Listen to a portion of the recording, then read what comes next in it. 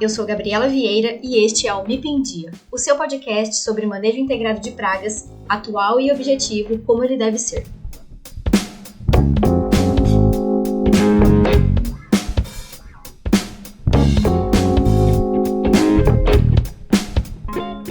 Olá pessoal, sejam bem-vindos a mais um episódio do MIP em Dia. Estamos começando o nosso 18º episódio, então são 18 semanas de criação de conteúdo aqui para vocês, de divulgação, de informações técnico-científicas. Espero que vocês estejam gostando. E hoje nós vamos falar sobre o mecanismo de busca hospedeira em insetos. Antes de nós falarmos de como é que esse mecanismo acontece, quais são as atividades envolvidas, eu gostaria de colocar aqui para vocês a questão dos sinais químicos, que na verdade são os principais envolvidos aí nessa busca hospedeira, embora hajam outros tipos de sinais transmitidos. Então, os sinais químicos, eles são divididos em dois grupos. O primeiro grupo são os aleloquímicos e o segundo grupo, os feromônios. Qual que é a diferença entre um e outro? Os aleloquímicos são sinais, são substâncias responsáveis pela comunicação interespecífica, ou seja, entre espécies diferentes. Por exemplo, uma planta soltando um sinal químico, entre aspas, um cheiro, um odor, que vai atrair ou repelir um inseto. Isso é um aleloquímico. Existem subdivisões dentro do grupo dos aleloquímicos, que são então considerados substâncias para comunicação interespecífica entre diferentes espécies. Já os feromônios, eles são substâncias que são responsáveis pela comunicação dentro da mesma espécie, intraespecífica, certo? Então, acredito que vocês também devam se lembrar muito da questão dos feromônios sexuais, que são os mais famosos na agricultura, são bastante utilizados em armadilhas, por exemplo. Então, eles vão ser responsáveis por essa comunicação entre machos e fêmeas ou dentro de um grupo ali diverso da mesma espécie, como marcadores de trilha, agregadores. Existem muitas variações, ou muitos tipos de feromônios. Então, estes são os dois grupos de sinais químicos utilizados pelos insetos, e o mecanismo de busca que nós vamos comentar envolve mais os aleloquímicos do que os feromônios, embora os feromônios também possam estar presentes na busca pelo hospedeiro.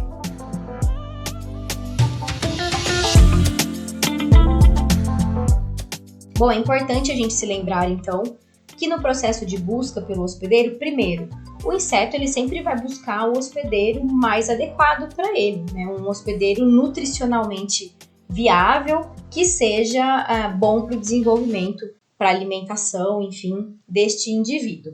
E aí, para que essa busca seja adequada, ele requer também uma sofisticação, vamos dizer assim, dos mecanismos de detecção dos sinais presentes no seu hospedeiro, no ambiente. E aí, a energia envolvida nessa procura, nessa busca hospedeira, pode ser muito alta. A gente sabe que o ideal é que tenha um equilíbrio, custo-benefício adequado. Então, eu preciso equilibrar e não posso gastar muita energia para a busca de um hospedeiro. Ou seja, os insetos precisam traçar caminhos eficazes para gastar a menor quantidade possível de energia na busca do melhor hospedeiro. Vamos imaginar aqui que nós estamos num ambiente e que esse inseto precisa encontrar um hospedeiro que esteja a longas distâncias. Quais os tipos de estímulos que ele pode utilizar para encontrar esse hospedeiro? Ele pode usar um estímulo olfativo, ele pode usar um estímulo de som, um acústico, um estímulo visual, um estímulo tátil, e aí a gente pode colocar aqui tátil e ou gustativo, que vai envolver ali os sinais no ambiente. Então, é um conjunto de possibilidades.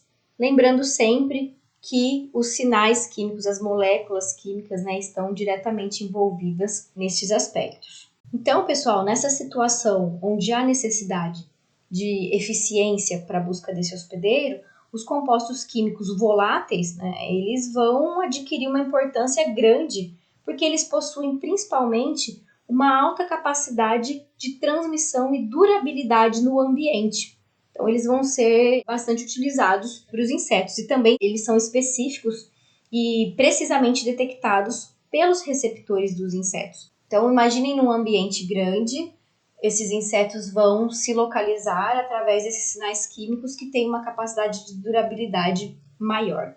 E aí, embora, né, o processo de busca pelo hospedeiro ele seja variável e mude em relação à espécie, aos hábitos do inseto, ao conjunto de sinais disponíveis, a interferências ambientais, existem estudos que comprovam, vamos dizer assim, uma sequência de atividades, de comportamentos envolvidas no processo de busca hospedeiro.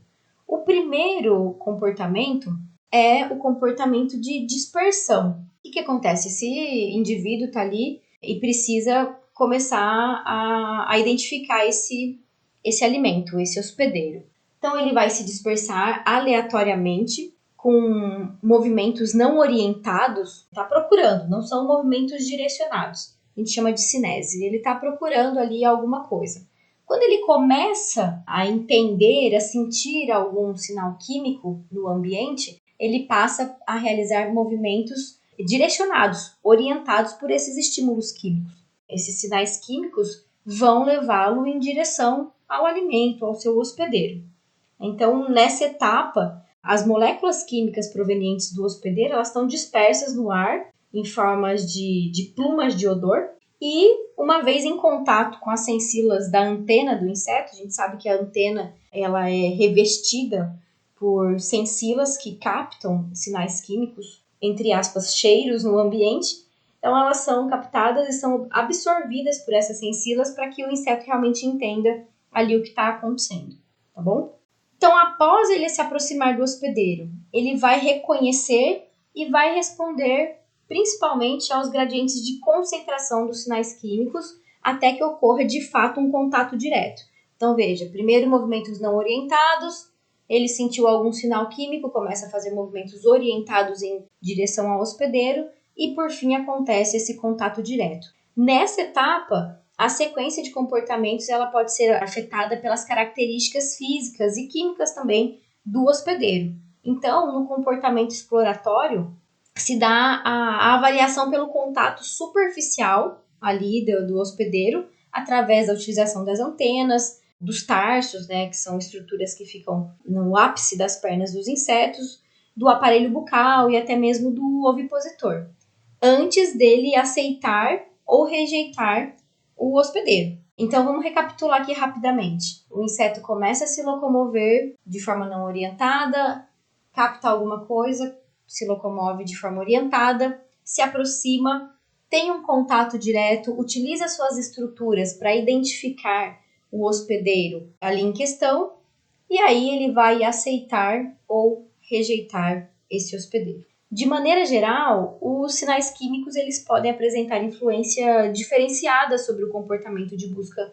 nos insetos, né? Vai depender então da complexidade de estrutura, do ambiente de dispersão desses organismos envolvidos e até mesmo da forma como o sinal é disponibilizado pelo hospedeiro e da forma como ele é recebido pelo inseto que está buscando. Mas sabe-se, né, que esses sinais químicos, essas substâncias que são utilizadas nesse contato, podem desencadear aí interações com alto grau de refinamento e muito específicas, né? Elas são responsáveis por possibilitar o encontro entre essas duas espécies. E aqui eu falei de uma forma muito generalizada sobre a possibilidade de encontrar um hospedeiro, um alimento em um lugar amplo, né, um lugar grande, e o inseto utilizando aí desses sinais. Então, é uma relação que nós colocamos como exemplo entre duas espécies, uma planta e um herbívoro. Mas existem relações envolvendo outros tróficos, né, outras camadas da cadeia. Por exemplo, as relações tritróficas, ou seja, que envolvem três partes, três camadas da cadeia trófica. Um exemplo muito bacana de relação de interação tritrófica é a relação planta, inseto herbívoro e predador ou parasitoide. Então, imaginem uma praga que busca a planta, a melhor estrutura da planta ou a planta nutricionalmente mais adequada, e o parasitoide que busca aquela praga para continuar o seu desenvolvimento, para continuar o seu ciclo de vida. Imaginem a quantidade de sinais químicos que estão envolvidas nessas relações. E o bacana é que a gente pode pensar que, bom, a planta vai liberar sinais que vão atrair a praga e a praga vai liberar sinais que vão atrair o parasitóide ou o predador. E muitas vezes esse terceiro nível trófico, esse parasitóide ou esse predador, ele é atraído por sinais da própria planta e não da praga. Por exemplo, a planta libera um sinal químico diferente quando ela está sendo atacada pela praga. E aí esse sinal químico liberado pela planta vai fazer com que o parasitóide ou predador seja atraído, certo? São realmente muitas as possibilidades de interação, são diferentes tipos, diferentes categorias de infoquímicos que são liberados para que todos esses encontros, né, aconteçam. E é assim, um mundo a ser desbravado. É uma ótima área de estudo, nós temos algumas instituições referências no Brasil e no mundo, né, obviamente, com aparelhos requintados de última geração para o isolamento dessas substâncias químicas.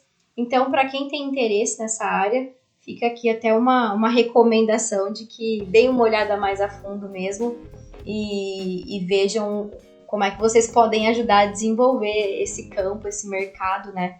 Essa área tão promissora aí e desvendar outros segredos das interações tróficas mediadas por infoquímicos na classe Insecta. Tá certo? Pessoal, eu espero que vocês tenham gostado desse episódio e até a semana que vem.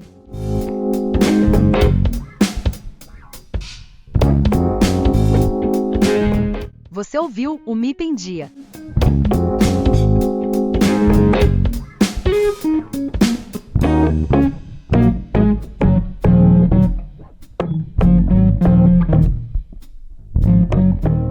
Este episódio foi editado por De Rosa Edições, @Henrique Oliveira de Rosa.